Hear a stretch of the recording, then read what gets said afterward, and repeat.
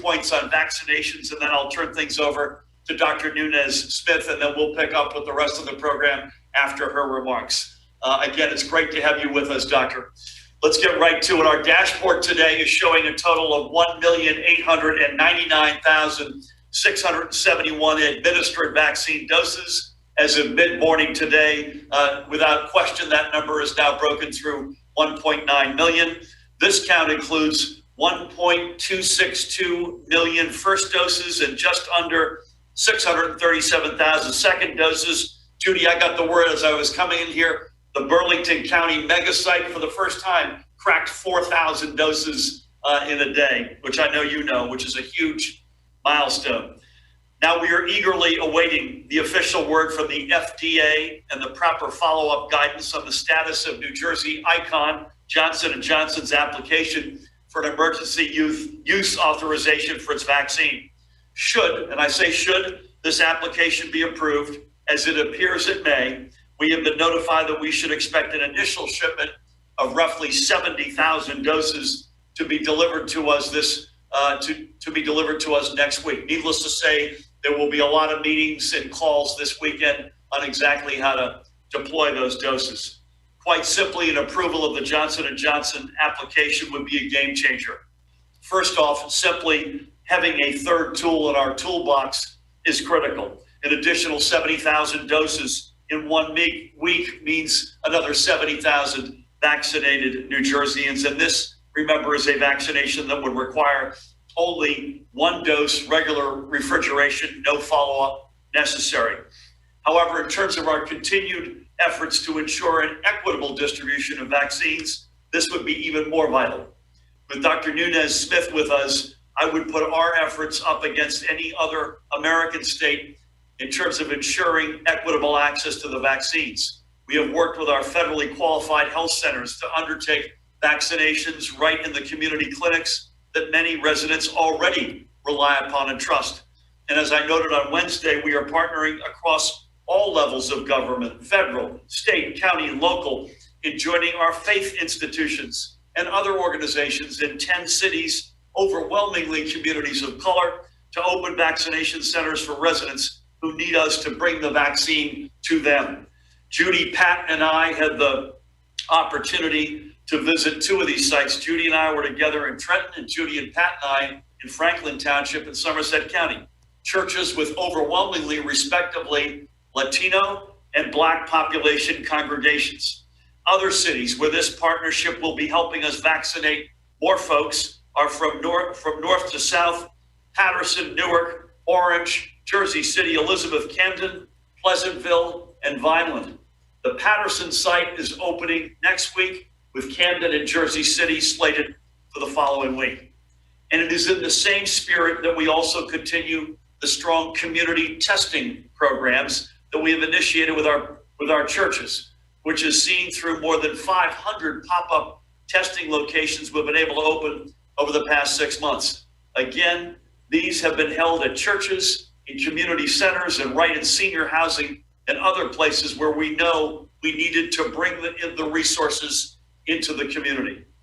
Through the federal pharmacy partnership, both CVS and Walgreens have undertaken the work of vaccinating every willing resident and staff member of our long-term care facilities. And again, we reached deep to bring as many of our facilities under this umbrella as possible.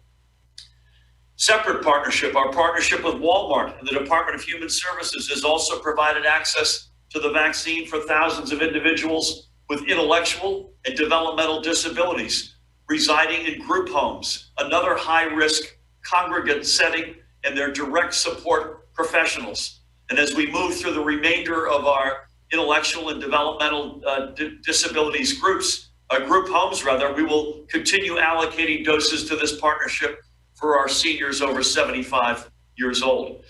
Dr. Nunez-Smith, I'm going to quote you. You said communities are the experts in what they need. They don't need to be told. We've taken that to heart throughout this pandemic. I am honored by the work we've undertaken with our communities, especially with our faith institutions.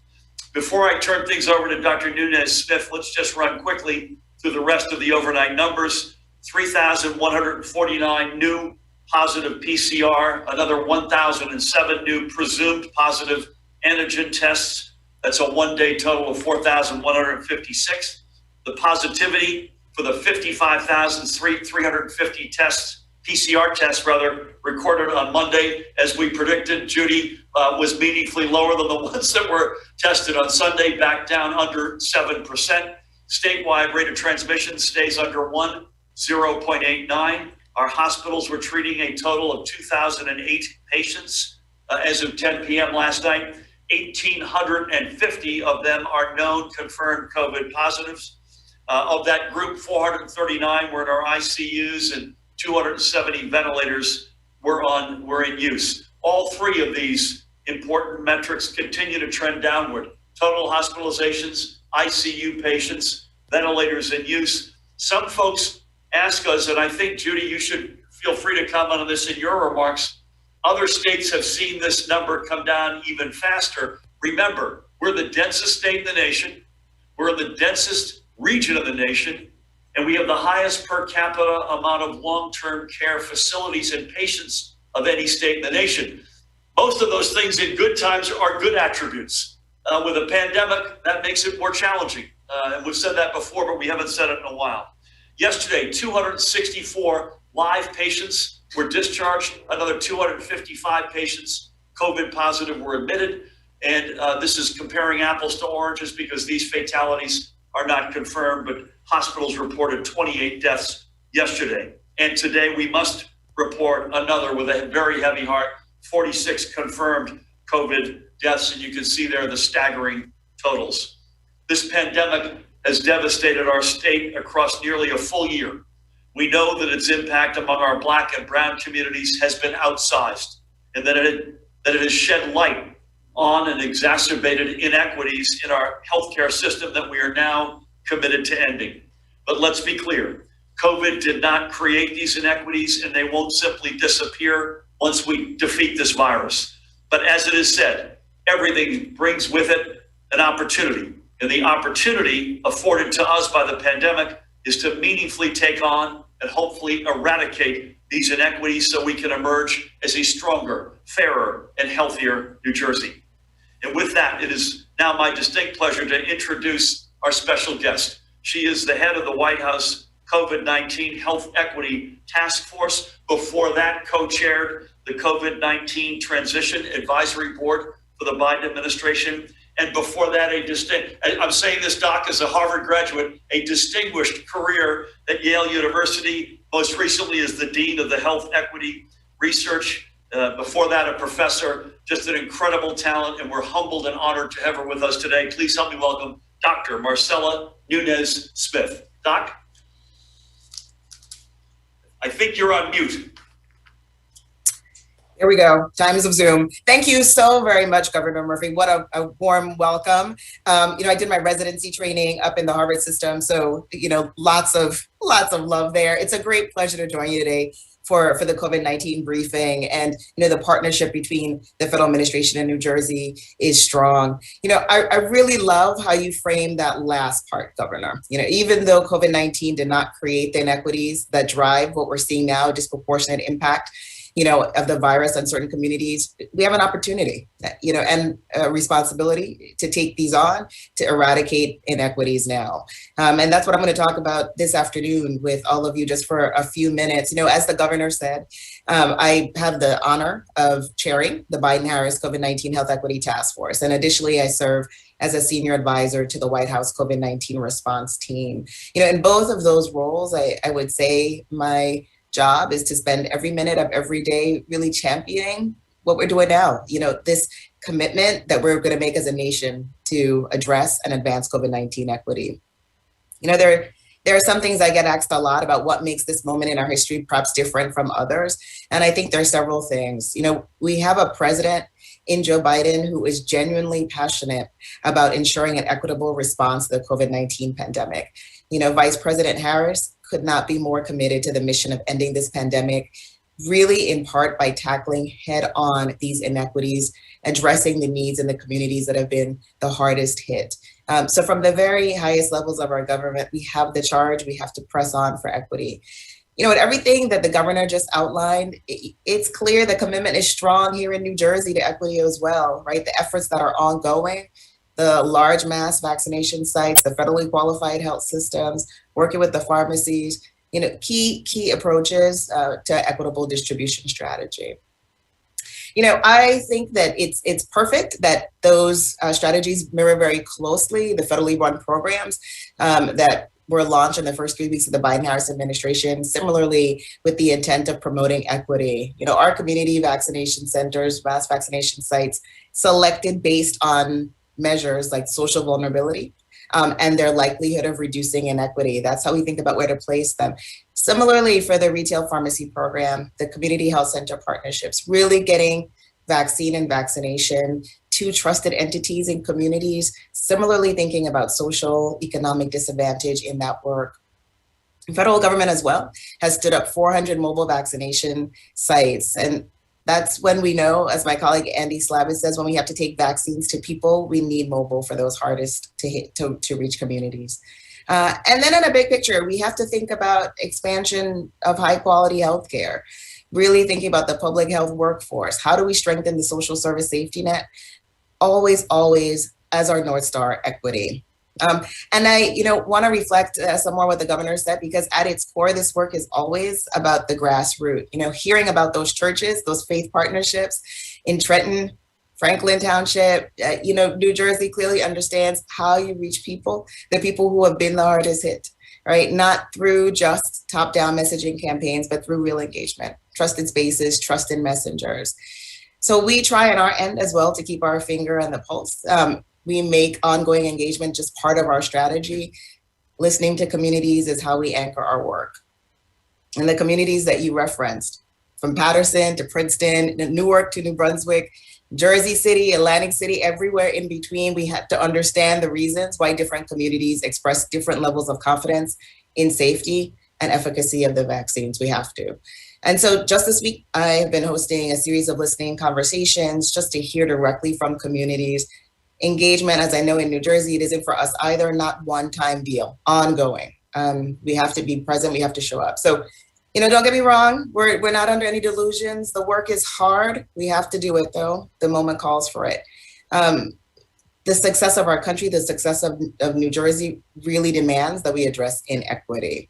So I'm grateful to have New Jersey in this fight. I'm hopeful, I'm confident we're going to get the job done. Just thank you for allowing me some time to join this afternoon. Just commend you on all the great work. I look forward to continuing to partner. Doc, you are the best. May I ask you one question and just underscore a point you made? I'll do the underscore actually before the question. Your point is that there's no one week or one event or one moment in time that allows us to declare victory. So those are important data points, but this is an ongoing reality that we're going to be with for a long time. Yes. And we see it that way as well. I mentioned the Johnson & Johnson vaccine. The fact that it's one dose, appears to be one dose, that's not entirely decided yet, and regular refrigeration feels to us as though it allows us to be a lot more nimble with getting the vaccine to the point of attack. Without having to track the second dose, without having to have the cold chain storage.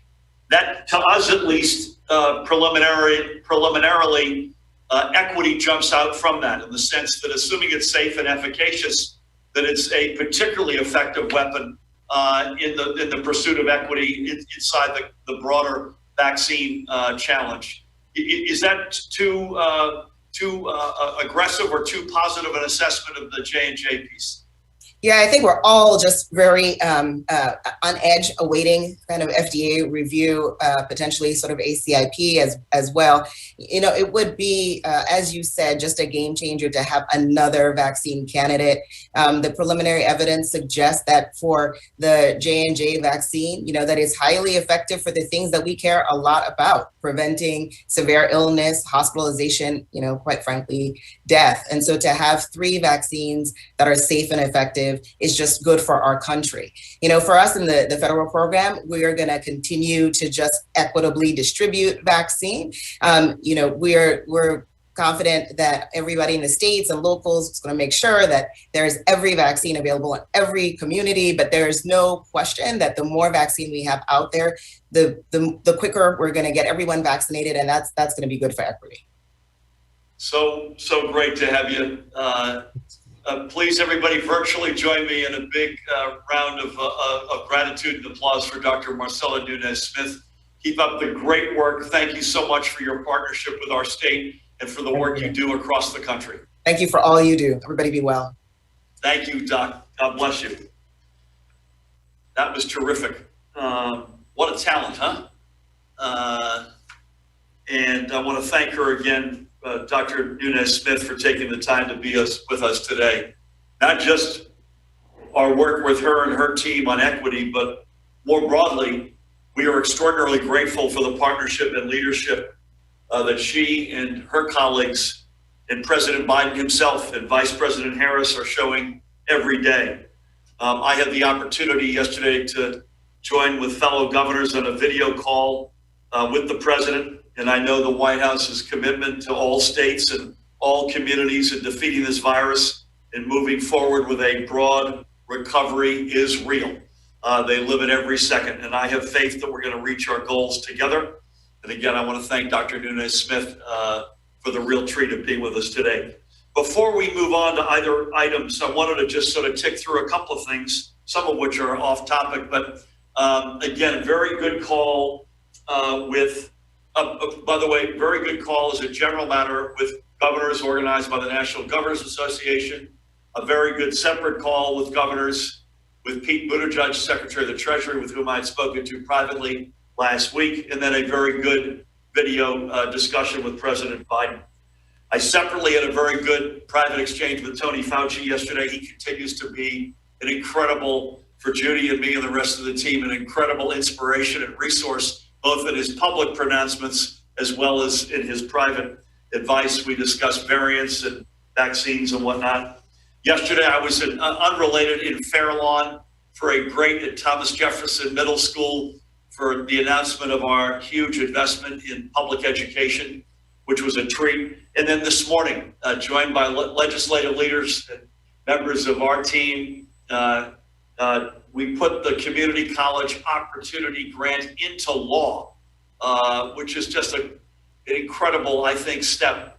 This allows folks up to a certain level of income to go to community college free of charge.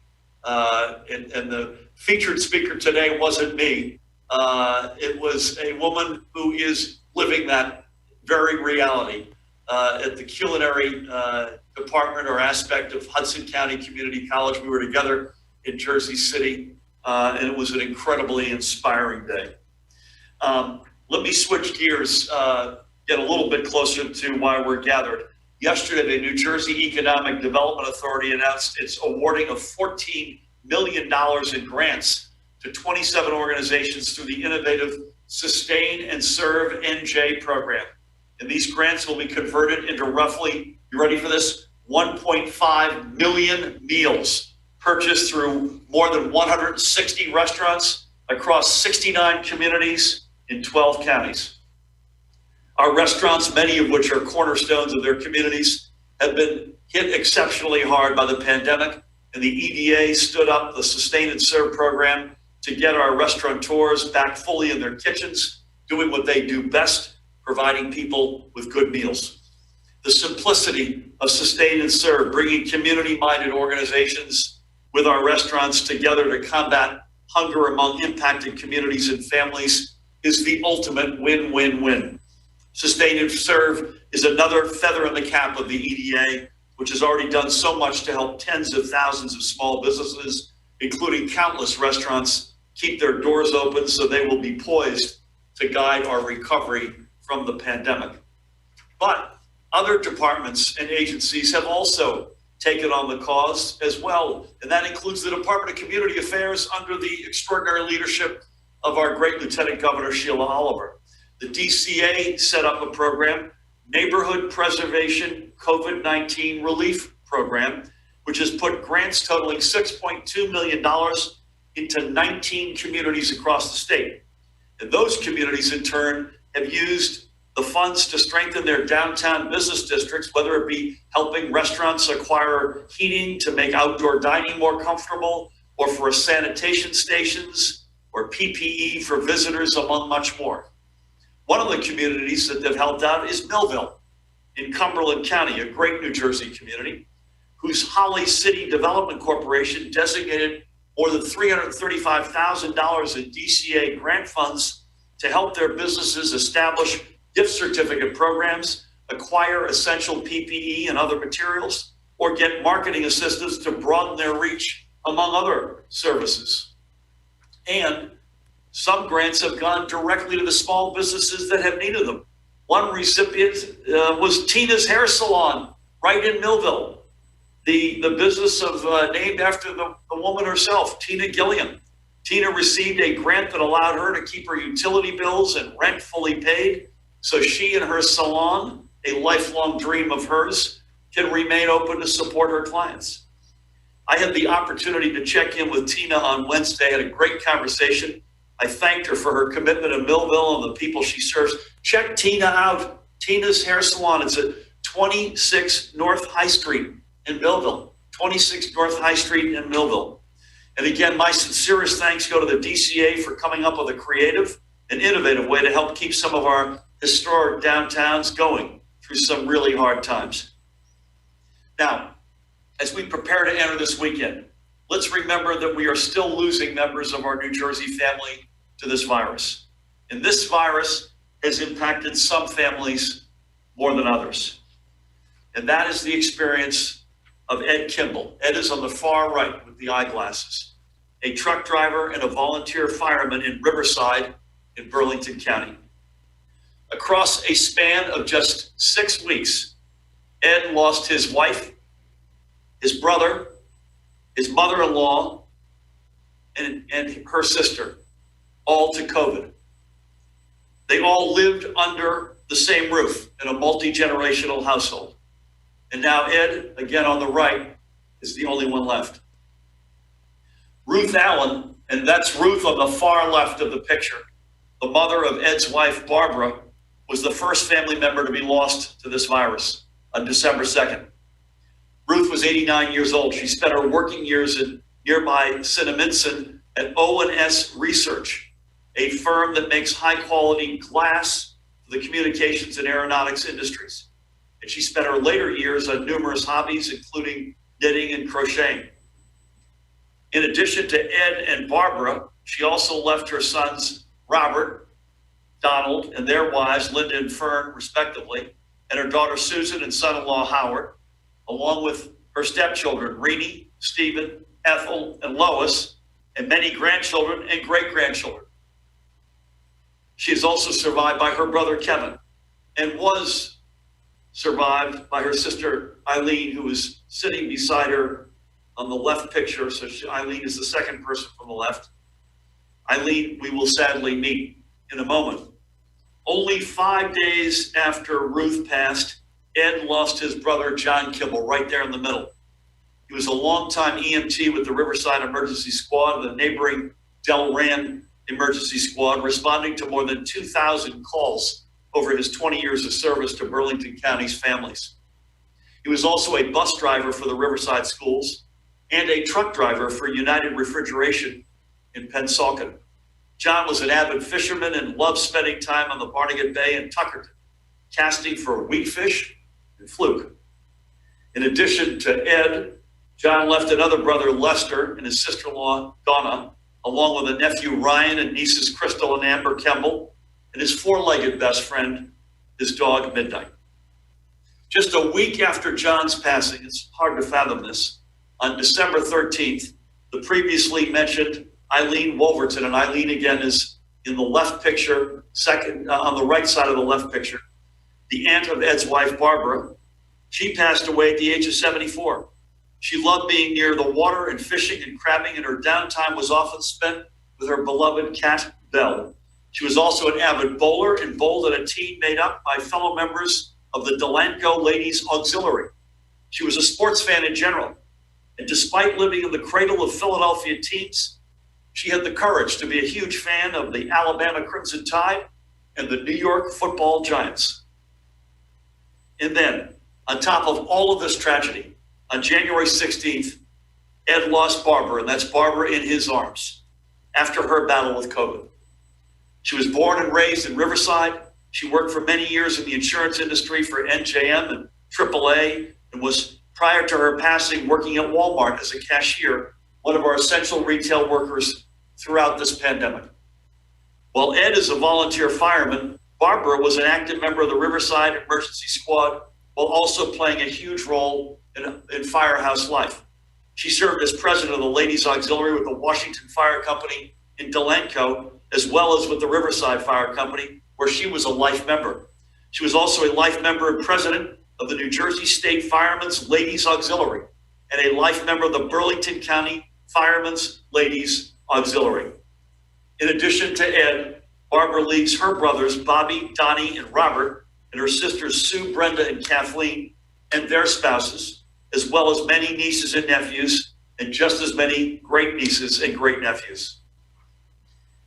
One family, one home, absolutely devastated by this pandemic. Our hearts and prayers go out to Ed, with whom I spoke on Wednesday, and it's hard to describe this guy and what he's gone through. Stay with him in your prayers as he works to carry on the many legacies that have been left.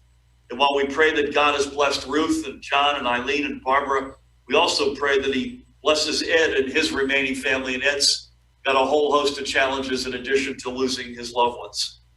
Our flags remain at half-staff through the end of the day today in honor of all the Americans who have been lost over the past year, including now the more than 23,000 New Jerseyans, including Ed's loved ones.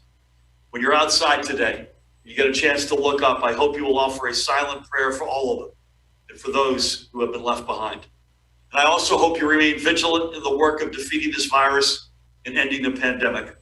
We are optimistic about having another vaccine, please God, to enlist in this fight as we await the FDA's final decision on the Johnson & Johnson vaccine, which has been deemed safe and effective.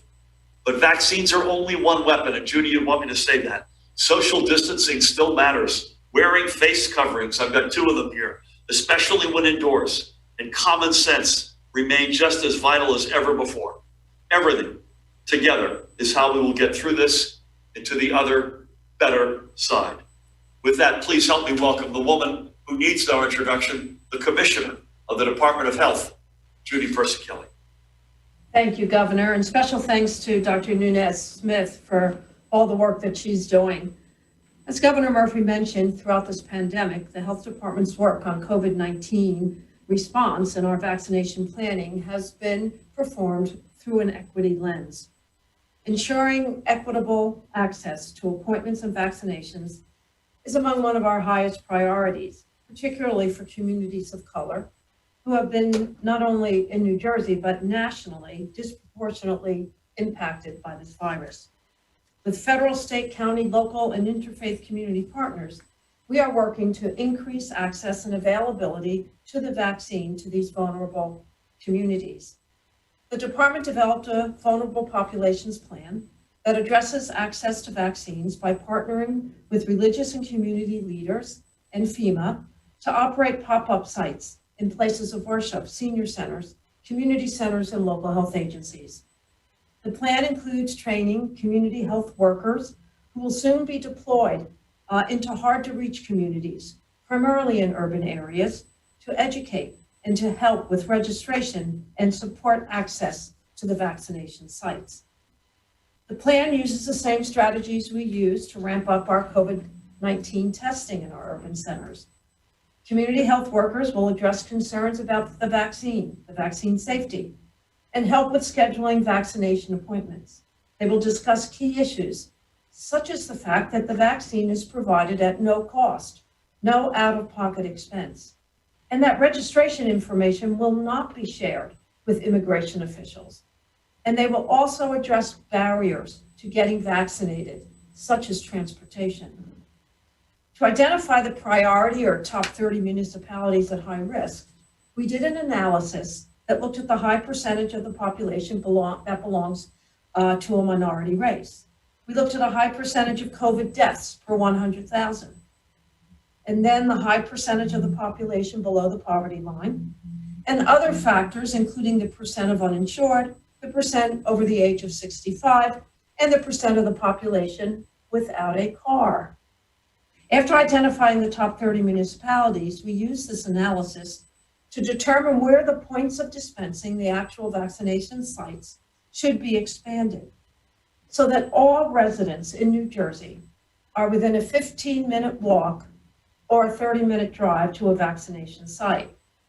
We also looked at what we call the uncovered population, that is within a 15-minute walk of a vaccination site, but for various reasons would not be able to get vaccinated within the next 6 months based on current site capacities or other constraints. We use this analysis to inform the site selection of our pop-up community vaccination sites, along with FEMA, and to look at the potential expansion of our current PODS network through partnership programs, such as the retail pharmacy program with CVS, Rite Aid, and Walgreens. And lastly, the potential expansion of our existing PODS network. The key to this plan, of course, is our work with faith and community leaders in county and local health departments who have helped us make this plan a reality. Additionally, starting several months ago, and to combat vaccine hesitancy, I have spoken with over 10,500 stakeholders, representing over 100 different groups in New Jersey, to inform them about the vaccine and the vaccine rollout process. Earlier this month, as the governor mentioned, we began a community-based vaccination partnership to provide equitable access to our underserved communities.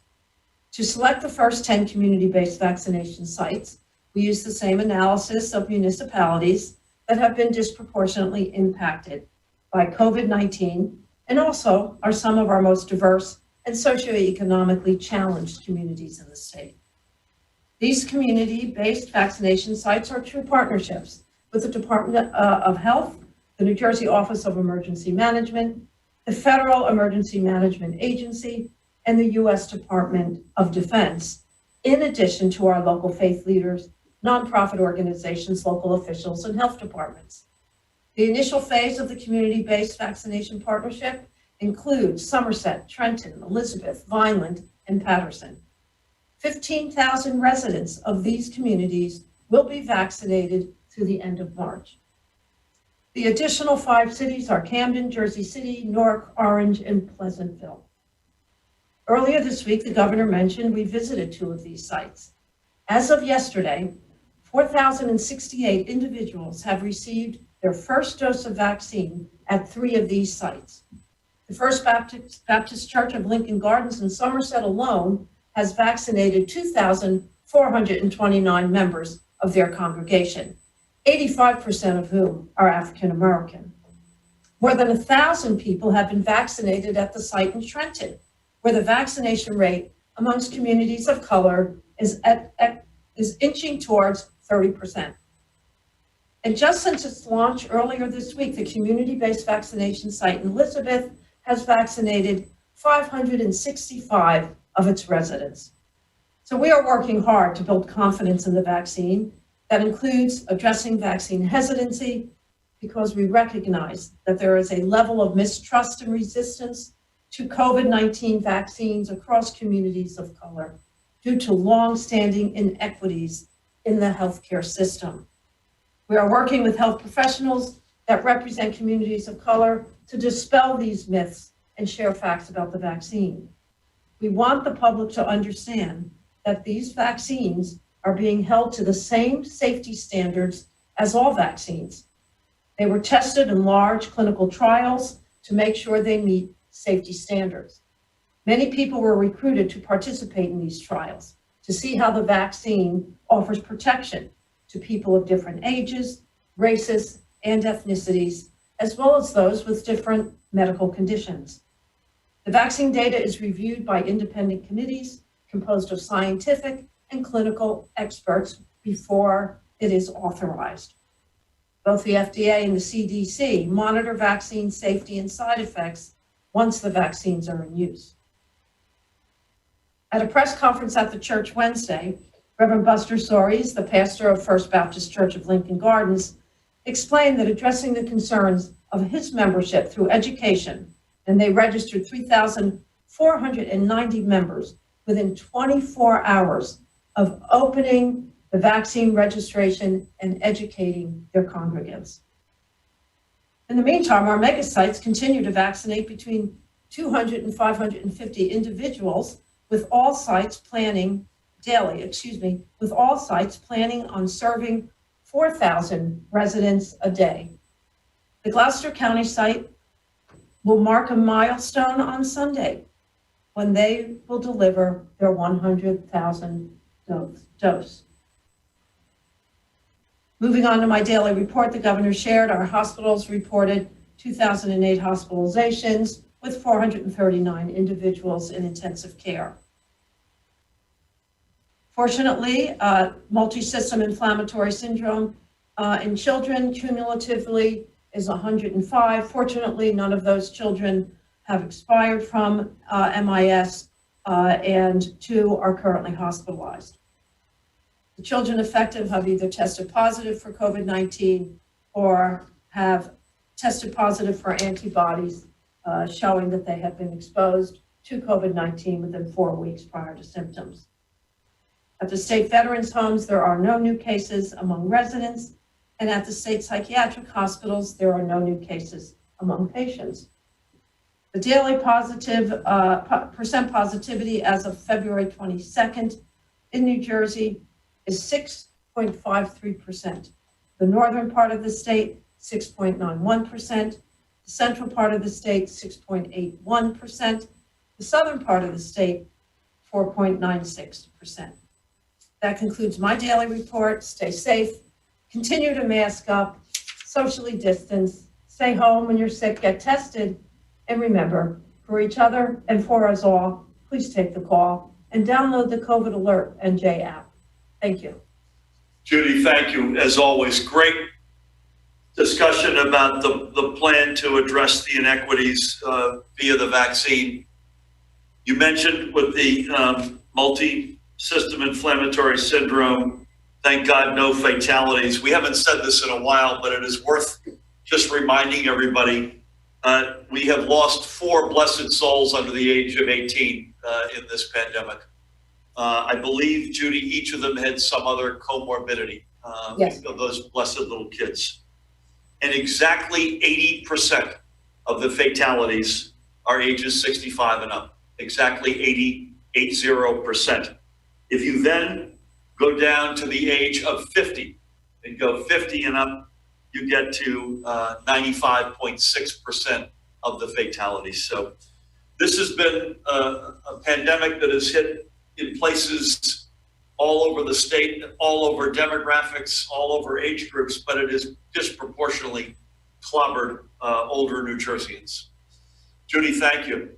Pat, I'm in the Brick City in Newark. The weather is good here, a little chilly. We had an outdoor event in Jersey City today, I have to say, which was, I had a pair of gloves on for that, but I know we have some rain this weekend. Would love to get your take on that. You think about snow melting, and that's a question of whether or not we're expecting any flooding, and also anything you got on compliance or other matters. Thank you, Governor, and good afternoon. Yes, with regard to compliance, first, ABC did conduct 92 COVID-19 inspections just last night, and of those 92, 11 licensed establishments, Governor, were found in violation. I will go through those 11 right now. They did those in Atlantic, Gloucester, and Union counties. The following establishments were cited: Ventura's Offshore Cafe in Northfield, Oyster Creek Restaurant in Leeds Point, Pitney Pub in Galloway, Stakeout's Home Plate in Wayna, Villa Fazzolari also in Wayna, or Buna, depending upon where you're from in the state of New Jersey. Muncie Restaurant and Bar also in Buna, Lake House Restaurant in Franklin Township, El Chingon Tex-Mex Restaurant in Union, Stagehouse Tavern in Scotch Plains, Sheelan's Crossing in Fanwood, and Patty's Place in Union, In addition to those, 2 other licensed establishments were found in violation, Gov, and those were Glen Rock Liquors in Ewing, as well as Emerald Corner located in Clifton. And with regards to the weather, yes, certainly warmer temperatures. And it looks like, although it's supposed to rain pretty much through Saturday and Sunday, not anticipated to be a heavy rain. I think less than an inch or even a half inch on both Saturday and Sunday. And the National Weather Service at this juncture does not see any substantial flooding based upon snow melt and or the rain. So it will hopefully facilitate getting rid of some of that salt and some of that snowpack that we see. But, you know, certainly not as nice as today. But that's all I got, Governor. Thank you. Thank you, Pat. A friend of mine was the late Mayor Chuck Chiarella of Buna. And you know, Chuck, first time I met him, I said, Mayor, how are things in Buena Vista? He said, I don't know, you tell me how are things in Buena Vista. So that was a good knucklehead moment on my part. Thank you for that. So rain, but not terribly concerned about any flooding. Is that fair way to put it? That's accurate. That's what I've got as of this afternoon, Gov. So, but always the chance for that standing water. So folks should just be careful when they're out there and hopefully make sure that those storm drains are cleared too to facilitate that the roadways. Amen. So thank you. So we'll take a few questions. Before we do, I think we'll be virtual tomorrow and Sunday unless there's a reason to be otherwise. And we'll be back on the Monday, Wednesday, Friday routine next week, at least as we sit here now. Lots of moving parts. Vaccines, obviously, we've talked a lot about that today.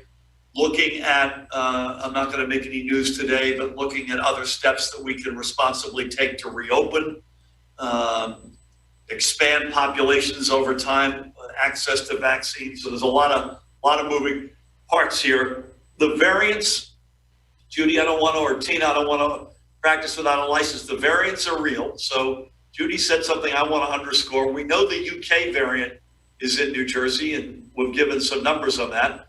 We're operating as though this variant in New York City is in New Jersey. It would be imprudent and I think probably unprofessional of us to assume otherwise. That's a part of the topic I had with Tony Fauci yesterday. So I think is that called the 536? Does that sound right, Tina? Yes. So listen, we assume they're here. And I say that for 2 reasons. To remind everybody, as far as the science knows, and the experts like Tina and Judy know, the same basic stuff works against the variants as they do against the main virus. There may well be a degree of effectiveness. This was a point Dr. Fauci made, that at a minimum in preventing hospitalizations or deaths, so far at least, the vaccines appear to be working across the board. They may not work as well with some of these variants on whether or not you get COVID-19, get the virus, but there's no evidence to suggest that they don't still work quite well preventing hospitalizations and deaths. Tina's nodding her head, so I got that. So far, so good. And the second reason I raise it is we don't want to lurch forward and have to take steps backward. And so the other reason I raise it is that it is in the back of our mind as we look at other steps that we can take to reopen the state. If we could do it safely and responsibly and stay on a one-way street, strongly preferably, to keep something open, that's what we want. And there's a lot of moving parts associated with that. So, Judy, you good with that? I got things mostly in the right place. So thank you for that. Michelle will guide us. We'll take a few questions. We won't take a ton. We'll take the next 10 or 15 minutes of questions. And then again, we'll be back with you, God willing, live at 1 p.m. in the War Memorial in Trenton on Monday. Michelle? Yes, we will start with Matt Arco. Hello, Matt. Good afternoon, Governor. Commissioner, is the call center making appointments yet? If not, what's the holdup? Governor, we've also been hearing reports of long lines at various vaccination sites. You've said that this is something you specifically wanted to avoid. Is this a makeup for shots for bad weather, or is there some larger issue? And in your remarks, you mentioned prioritizing people 75 and older.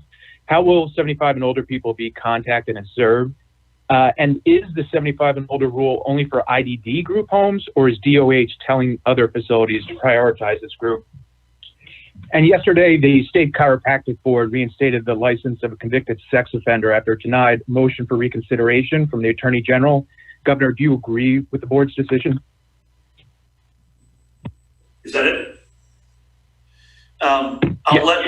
I'll let Judy answer the weigh in behind me here on the call center appointments. Long lines are not something that we have any appetite for, so we may want to, Mahan or Paramel, I'd love you to follow up with Matt and get the locations from him. I do think, in fairness, there has been some digging out of the post-bad weather, less in New Jersey than nationally, but we still want to be overwhelmingly, if not entirely, an appointments-based system. The 75-year-old was an IDD only, at least in my words. Judy can comment on that if she sees that differently. I saw the action taken by the state chiropractor board, which I find reprehensible, frankly. The Attorney General is completely right on this. It is unacceptable, and folks who voted to reinstate this guy should hear this loud and clear. We will be looking very carefully and very soon at the makeup of that board. Judy, back over to you. Sure. Let me talk about the call center. Just interestingly, I got this this morning that currently there are 80 operators that have been fully trained to make appointments, and that number will be scaling up over the next few weeks. They're expanding the number of vaccine sites that they can schedule for, and are especially focused on contacting those over 75 that are pre-registered in the vaccination system. The agents, even though it's limited as compared to the number of agents that we have, they are assisting those who call to make appointments. We did find out that the training was a little bit more involved than we had initially thought, and that caused some of the problems in the beginning. So we're working forward with this. Thank you, Judy. Thank you, Matt. Michelle, next up. Next, David Wildstein. Hello, David. Hi, Governor. How are you? I'm good. How are you doing? Well, thank you. Governor, New Jersey judges have a mandatory retirement age of 70 that was established in the Constitution 74 years ago when life expectancy was 62. Now it's between 77 and 82. And you have a president who's 78. I apologize in advance for saying this, but you are the oldest first-term governor New Jersey's had since before the Civil War. So do you believe that New Jersey should consider raising the mandatory retirement age for judges? Is it time for an update? David, as usual, very good to hear from you. I did know that I'm the oldest first-term governor since before the Civil War because Joe Fiordaliso served in that administration and reminded me of that recently. Listen, it's a good question. I don't have an answer. I've never thought about it, honestly. The 70 has been a hard and fast age, as you rightfully point out. It's for many decades, 74 years it's been in place. It's a fair question that I don't have a specific answer to because I haven't given it thought. But you do have the reality. You've got a 78-year-old president who succeeded a 74-year-old president. So this is not a blip anymore. Good question. I'd love to noodle on it and come back to you at some point. Thank you. All right, next. You ready? Yep. We'll go to Dustin Rasiopi. Ready. Hello, Dustin. Hello, good afternoon. Good afternoon. On Wednesday, you said that investing more than $7.7 billion in unemployment tech upgrades would be a waste of money, so to speak. Do you have any response to criticism that those comments were a slap in the face to residents who are out of work, or that even some upgrades are better than none? And could you expound on what you said about investing, that was throwing good money after bad, just what you mean by that? And then you said last year that you support dedicating state funding to the Internet Crimes Against Children Task Force. but I didn't see that included in any of Treasury's budget documents for the upcoming fiscal year. Any particular reason for that, and does it have a chance of being negotiated into the budget? That's all I have. Thank you. Thanks, Dustin. So no, that's not a slap on the face in the least. Here's what I said, and I checked it actually with Ravasera Angelo, our labor commissioner, right after the press conference. He and I had an exchange. Here is the problem. The problem begins with I'm going to put aside that President Trump chose to use already appropriated funds out of FEMA at one point during the crisis because he couldn't get a deal done through Congress to extend unemployment insurance. That created a whole other set of challenges to administer, both at the federal level and at the state level. I'm not going to speak to that. But inside the UI system at the federal level, it is well past its prime. It is long in the tooth. And so Rob and I and our teams have spent a fair amount of time on this. It's not a slap on the face, to the contrary. If we were to gold plate our system, it would only be as good as the weakest link in the federal system.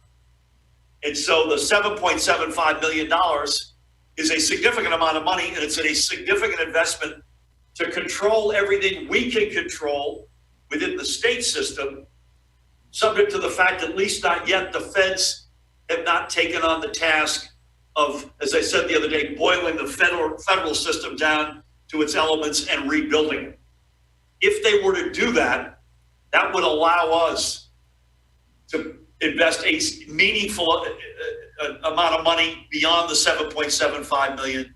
That is the preferred reality. If we were to invest that money in the absence of any investment or updating on the federal side, that's what I meant by good money after bad. The investment would be to what end?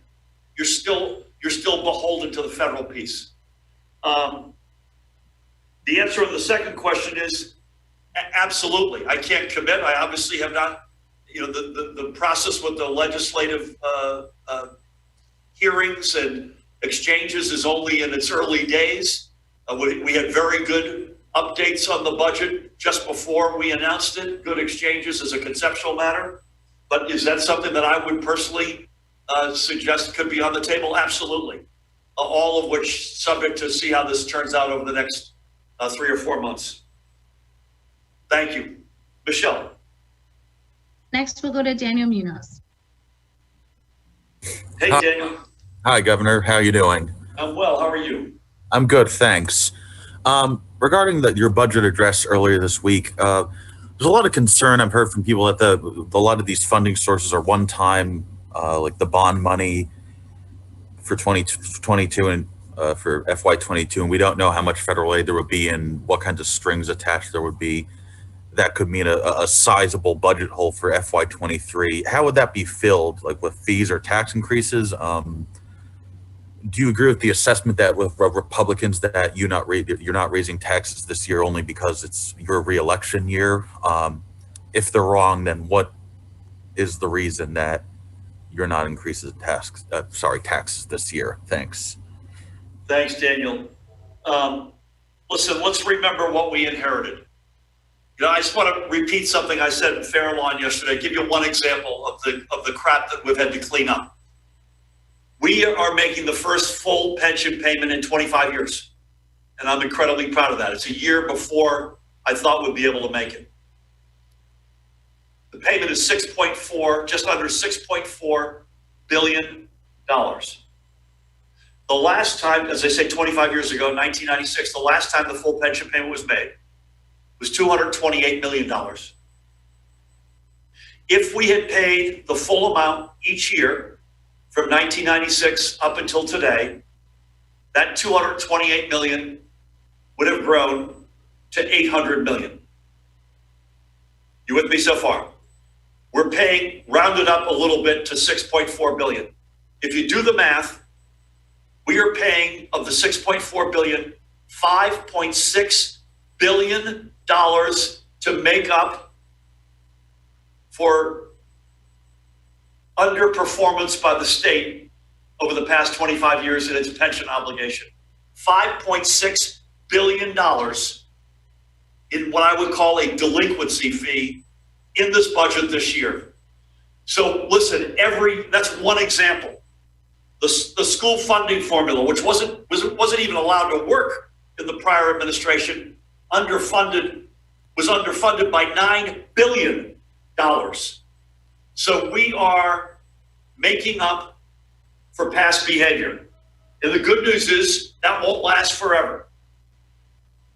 Now, again, I'm not suggesting that the next year's budget is a walk in the park by any means, but we are committed to addressing the delinquencies of the past and getting this behind us as fast as possible. And guess what? When you do, I'll give you an example. In next year's budget, assuming the full pension payment is made a la the proposal in this year's budget, you don't then have an increase in that pension payment.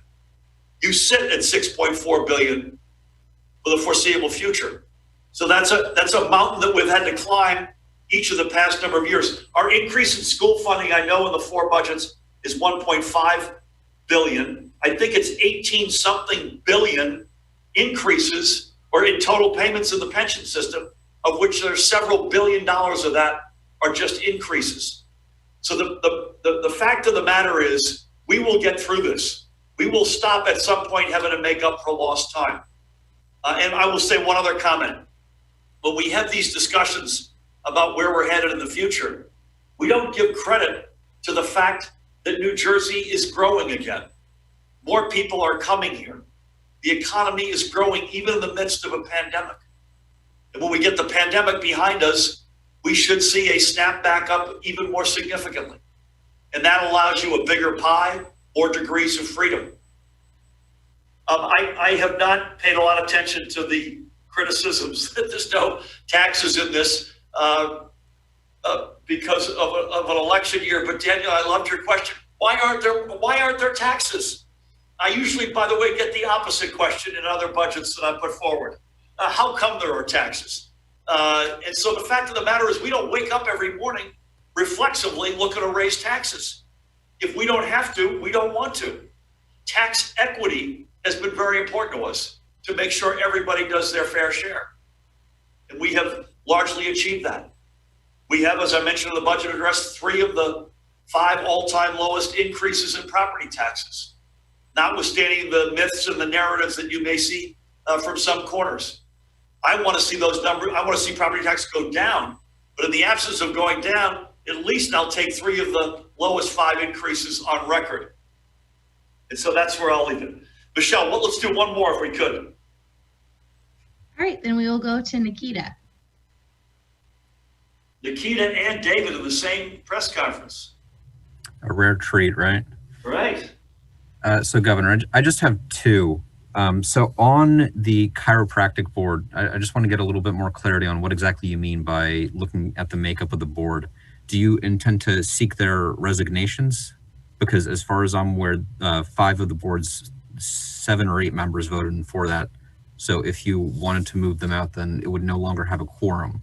So on that, are you ruling out just eliminating the body entirely? And then separately, I'm sure you've heard by this point that Governor Cuomo has been accused of sexual misconduct by a former aide named Lindsay Boylan. And I was just wondering what your opinion on those accusations were.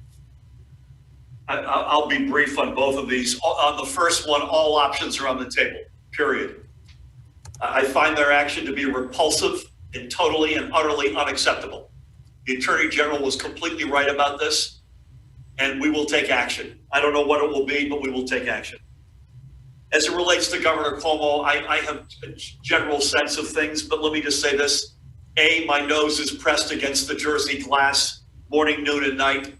And B, he has been an extraordinary partner at every step of the way in this pandemic.